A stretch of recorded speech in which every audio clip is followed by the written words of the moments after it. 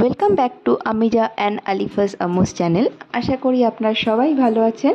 আবার চলে এলাম নতুন একটা খাওয়ার জায়গার সন্ধান নিয়ে, যেটা কিনা মুম্বাইতে আছে। সবার প্রথমে আপনারা যেটা দেখতে পাচ্ছেন, এটাকে দেখে আপনারা হয়তো মনে করছেন কোনো একটা রাজমহল হবে, বাট এটা কোনো রাজমহলও না, কোনো রাজার বাড়িও না। এটা হলো মুম্বাইয়ের একটা স্টেশন, যার নাম ব্যান্ড্রা। তো আমরা আজকে এসেছি ব্যান্ড্রাতে। যে রেস্টুরেন্টটা খেতে যাব সেটা হচ্ছে হাক্কা মামা। তো আপনারা দেখতেই পাচ্ছেন এখান থেকে যে স্টেশনের বাইরে যে রাস্তাটা, জাস্ট রাস্তাটা ক্রস করেই বেরিয়ে হাক্কা মামা রেস্টুরেন্টটা। আর এই হাক্কা মামাটা হলো একটি চাইনিজ রেস্টুরেন্ট। আমি নর্মালি কোনো চাইনিজ রেস্টুরেন্টে খেতে পারি না, কারণ কি ম্যাক্সিমাম রেস্টুরেন্টে পর্ক থাকে কলকাতাতে, আর পর্ক আমি খাই না। আর আরেকটা প্রবলেম হয়, আমি সবসময় হালাল খাবার খুঁজতে থাকি। যারা হালাল খেতে চান তারা অবশ্যই এই রেস্টুরেন্টে যাবে। এখানে তো পর্ক তো নেই, ওপর থেকে আবার হালাল। আর আমি আমার তরফ থেকে একটা স্পেশাল রেকমেন্ডেশন আপনাদেরকে করতে চাই, আপনারা যদি মুম্বাইতে ভিজিট করেন তো অবশ্যই এই রেস্টুরেন্টে খাবেন। তো আমরা সবার প্রথমেই রেস্টুরেন্টে ঢুকে আর দেরি না করে মেনু কার্ড ওলট পালট করতে থাকলাম, কারণ আমাদের খুব খিদে পেয়ে গেছে, ঘুরে ঘুরে অনেক ক্ষুধার্ত আমরা। তো মেনু কার্ড দেখার সাথে সাথেই আমরা সবার প্রথমে স্যুপ সেকশন থেকে ওয়ালটন স্যুপ চিকেন এটা অর্ডার করলাম। আরেকটা এছাড়া আরেকটা স্যুপ নিয়েছিলাম, সেটা হলো সুইট কর্ন স্যুপ চিকেন। তো এই দুটো অর্ডার করার পরে মোটামুটি তাড়াতাড়ি চলে এসেছিলো। তারপরে তো ওটা খেয়েও তো আর পেট ভরলো না। তারপর আমরা নেক্সট অর্ডার করলাম ডিমসাম সেকশন থেকে ইয়াম্মি চিকেন ডাম্পলিং, যেটা 6 পিস ছিল। এটা আপনারা দেখতেই পাচ্ছেন। নর্মালি আমরা যেটাকে মোমো বলে থাকি, নামটা যেমন ইয়াম্মি, খেতেও অনেক ইয়াম্মি ছিল।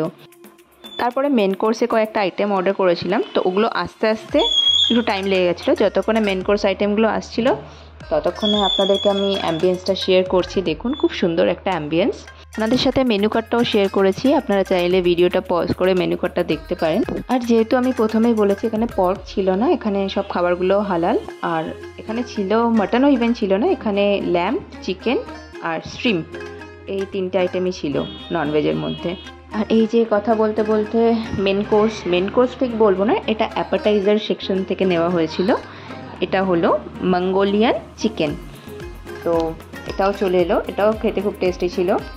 তারপরে মানে একটা আইটেম আসতে না আসতে বেশিক্ষণ টাইম লাগছে না আমাদের খাবার শেষ করতে। মানে আমরা এত ক্ষুধার্ত ছিলাম, মানে সাথে সাথেই সব শেষ হয়ে যাচ্ছে। এক তো ক্ষুধার্ত, তার উপরে আবার টেস্টি খাবারগুলো আসছিল। আর আমার মতো যারা খেতে ভালোবাসেন তারা তো বুঝবেনই, খাবার সামনে থাকলে বেশিক্ষণ ওয়েট করা যায় না, তার উপরে যদি এত টেস্টি খাবার থাকে। আর আমার মনে হয় এটা সবার সাথেই হয়, আমার সাথে শুধু একাই হয় না যে আসার সাথে সাথেই খাবার শেষ। আমি যেহেতু বলেছিলাম মেনুটা আপনাদের সাথে শেয়ার করলাম, এই যে মেনুটা দেখতে পাচ্ছেন। তো আপনাদের যেটা পছন্দ সেটাই আপনারা মাইন্ডে সেভ করে রাখতে পারেন ফিউচারের জন্য, ফিউচারে যখন আপনারা মুম্বাইতে যাবেন। তারপরে এই যে কথা বলতে বলতে আমাদের নেক্সট আইটেম চলে এলো। এটা মেন কোর্সের একটা আইটেম ছিল, এটা হলো স্মোক চিকেন ফ্রাইড রাইস। তো স্মোক চিকেন ফ্রাইড রাইস যেহেতু নামটা, সত্যি ফ্লেভারটা পুরো স্মোকি ছিল।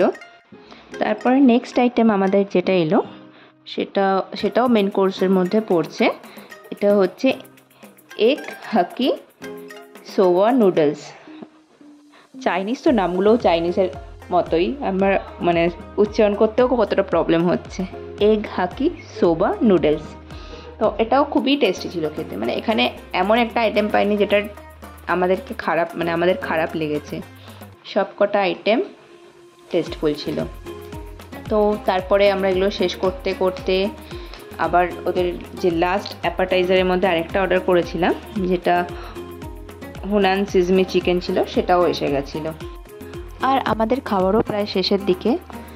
আর যেহেতু আমরা এতগুলো আইটেম, এত বেশি কোয়ান্টিটি ছিল, এতই খেয়ে ফেলেছিলাম, তো আমাদের আর ডেজার্টের জন্য আর জায়গা ছিল না। তো আমরা ডেজার্ট সেকশন থেকে আর কিছুই অর্ডার করিনি, তো শেষমেশ এখানেই শেষ করেছিলাম।